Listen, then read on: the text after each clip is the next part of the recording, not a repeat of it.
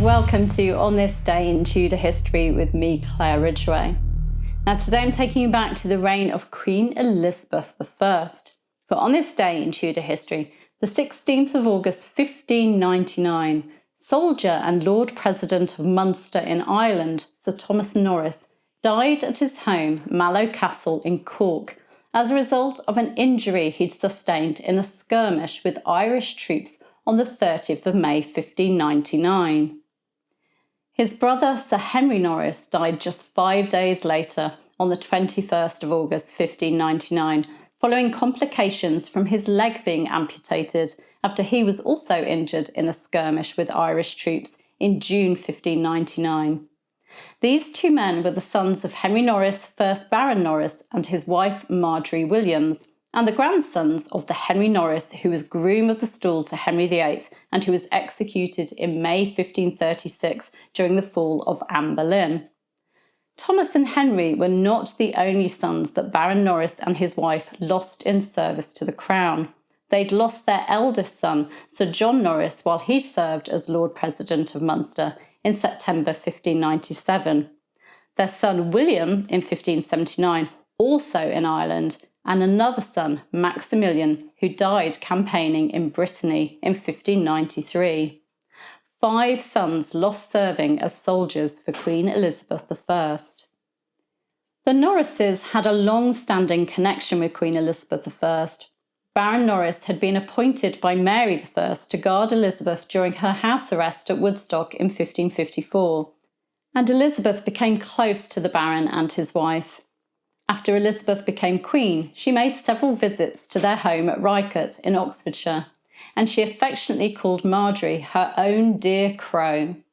Elizabeth also rewarded Norris with a number of titles and offices, including a knighthood and a barony, and also making him Lord Lieutenant of Oxfordshire. After the Norrises lost their son John in 1597, Elizabeth had written them a letter of condolence, and she did the same in 1599 following the deaths of Thomas and Henry. The letter still survives in the Bodleian Library collection. Here is what she wrote. Your most loving and affectionate sovereign, Elizabeth R. Right trusty and right well beloved, and right dear and well beloved, we greet you well. The bitter accidents befallen you, which is the cause of our writing, being that which toucheth you both with equal smart, and our desire that all the comfort which we wish to you may reach to each of you together with our letters. Loath we were to have written at all, because in such accidents, for the most part, the offering of comfort is but the presenting of fresh occasion of sorrow. But yet being well persuaded of your constant resolution, grounded as well on the experience of other like misshapes, which yours have seen, as also chiefly upon your religious obedience to the work of his hand, whose strokes are avoidable, we could not forbear to do our part.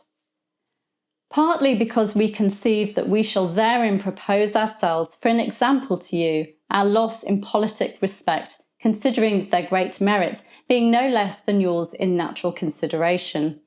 And partly by giving you assurance that whatsoever from us may minister comfort by demonstrating towards you the value we made of the departed, shall not fail to be employed to be your best contentments. Assuring you that for this hard hap of yours we will give order that as soon as possible he may leave his charge in good sort. He shall be with you to yield you all duty and service he may, because we know it will be some stay to your sorrows to have him in your eye who now is in foreign parts, and that your hard hap shall rather serve us for matter to increase our care of you than any way to abate it. Given under our signet at our honour of Hampton Court the 6th of September 1599 in the 41st year of our reign. Now when Elizabeth is talking about giving orders that he may leave his charge, and that saying having him in their eye will be some stay to your sorrows, she's talking about the Norrises' last surviving son, Sir Edward Norris, who, like his brothers, was a distinguished soldier and who'd been appointed governor of Ostend in 1590. He went on to die a natural death in October 1603. I'll give you a link to see a photo of Elizabeth's letter to Lord and Lady Norris. Also, on this day in Tudor history, the 16th of August 1513, the Battle of Spurs took place at Guingat, or on Guingat, in France. It actually wasn't a pitched battle at all, as the French knights fled the scene, but that didn't stop Henry VIII claiming victory and doing a bit of exaggerating. You can find out more in last year's video, which I'll give you a link to. You'll find the links in the description. Thank you for joining me today. You can subscribe by clicking round about there. You can hit the bell to be notified as these videos go live, and you can give me a like and leave me a comment. I'll be back tomorrow. See you then. Bye bye.